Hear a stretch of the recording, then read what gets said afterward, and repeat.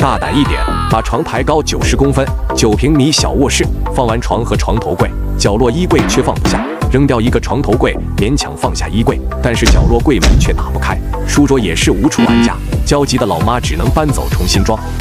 杜新芳刚做床架，把床抬高90公分，放上排骨架就是舒适大床，床头挖洞做壁龛就是实用床头柜。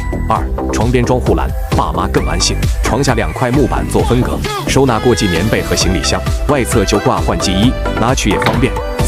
床尾2组储物大抽屉，分类存放小件衣物，转角延伸做卡座，放上软垫就是休闲区。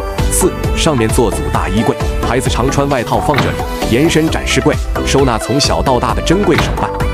窗前安排大书桌，就是孩子的学习区，老妈旁边坐，监督學習考清白。這樣的小卧室不僅功能完善，收納也很絕。各位街坊你哋好，如果你正準備喺大陸訂就家具或者電器，滿庫全運做緊優惠，100kg 300蚊，大電貨品包上樓，加個提供安裝。為咗保障零購物安全無憂，我哋專為客人設計現貨服務，電器仲幫手換埋英標插蘇，輔導直擊。各位街坊，多謝你幫襯，記得關注停。如果有需要，嗱嗱聲免費註冊會員啦。